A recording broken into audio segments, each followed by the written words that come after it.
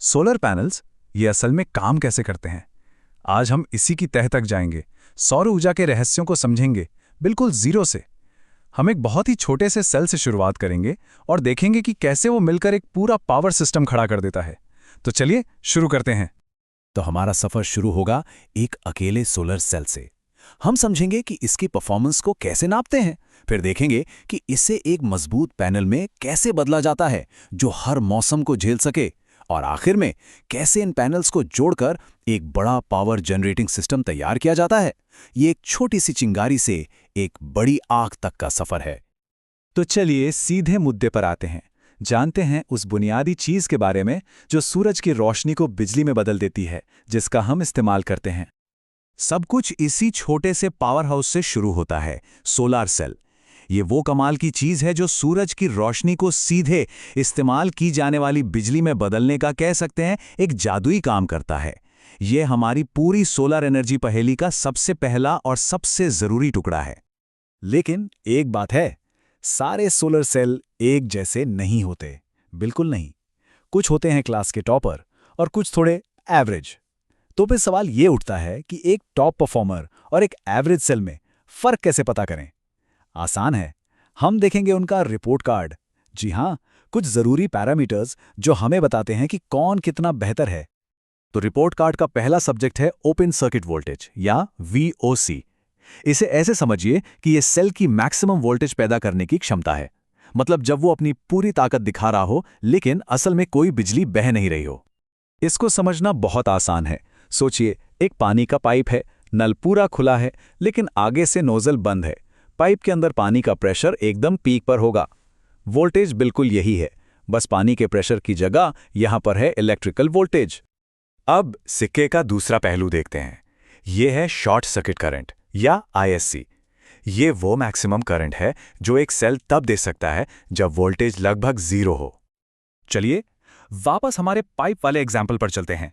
अब सोचिए कि आपने नोजल को पूरा खोल दिया है। पानी अपनी पूरी रफ्तार से बहेगा। इससे बिल्कुल वही मैक्सिमम भाव है, बस यहां पानी की जगह इलेक्ट्रॉन्स बह रहे हैं।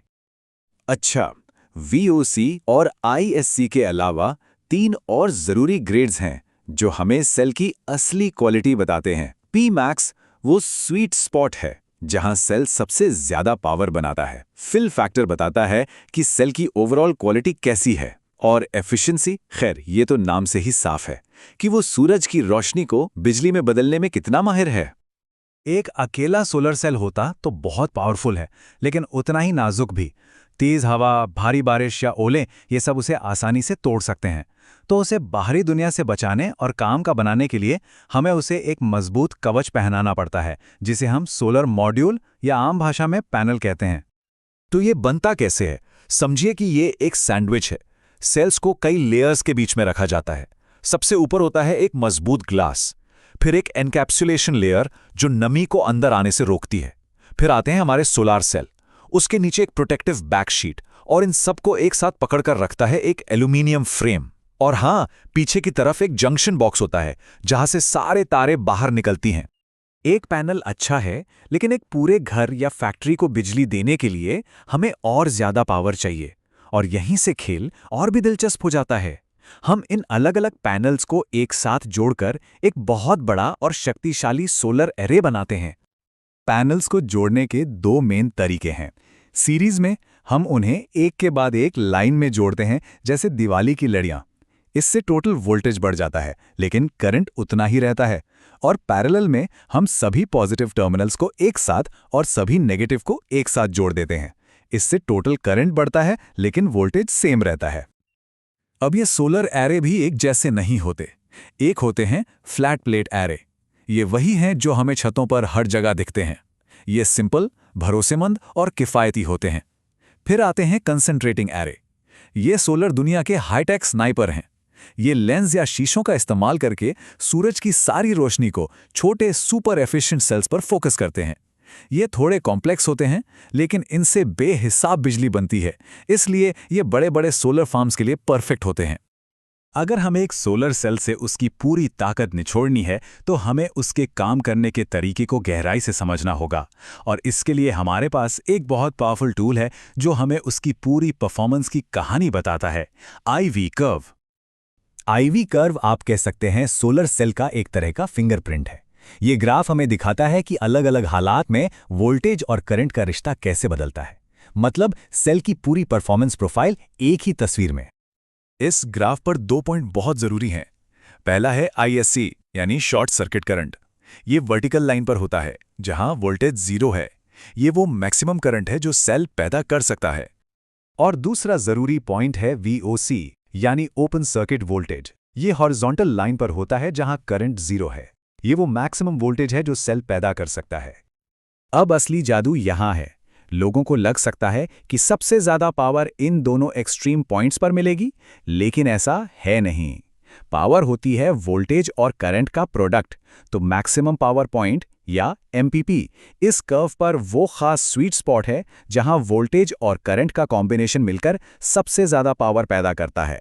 और यही वो पॉइंट है जहां हम अपने सोलर पैनल को हमेशा ऑपरेट करवाना चाहते हैं।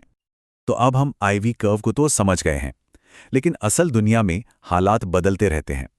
सूरज की रोशनी और तापमान जैसे बाहरी फैक्टर्स सेल की परफॉर्मेंस पर बहुत बड़ा असर डालते हैं। ये समझना तो सीधा है, जितनी ज्यादा तेज धूप सोलर सेल उतना ही ज्यादा करंट पैदा करेगा। इसलिए IV कर्व ऊपर की तरफ खिसक जाता है, जिसका सीधा मतलब है कि ज्यादा पावर मिल रही है। कम धूप का मतलब है कम करंट और जाहिर है कम पावर। अब एक ऐसी बात जो सुनने में शायद थोड़ी उल्टी लगे। ज्यादातर लोगों को लगता है कि सोलर पैनल्स को तो भाई चिलचिलाती गर्मी बहुत पसंद होगी, है ना? लेकिन ऐसा बिल्कुल नहीं है। असल में गर्मी उनकी दुश्मन है। जैसे जैसे टेम्परेचर बढ़ता है उनका वोल्टेज यानी VOC नीचे गिर जाता है, और इसके साथ ही उनकी ओवरऑल एफिशिएंसी भी कम हो जाती है। तो फिर सोलर पैनल्स के लिए सबसे बढ़िया दिन कौन सा होता है? जब मौसम ठंडा हो और धूप खिली हुई हो। तो जैसा कि हमने देखा, सोलर पावर से ज्यादा फायदा उठाना एक बहुत ही महीन बैलेंस का खेल है। इसमें सूरज की रोशनी को मैक्सिमाइज करना है, टेम्परेचर को कंट्रोल में रखना है और हमेशा उस खास मैक्सिमम पावर पॉइंट पर निशाना साधना है। हमने एक छोटे से सेल से शुरू करके एक पूरे सिस्टम तक का सफर तय किया है। अब ये हमें एक बहुत ही दिलचस्प सवाल पर लाकर छोड़ता है। जैसे जैसे हम इन चीजों को और बेहतर तरीके से कंट्रोल करना सीखेंगे, सौर ऊर्जा हमें भविष्य में और कहां तक ले जा सकती है।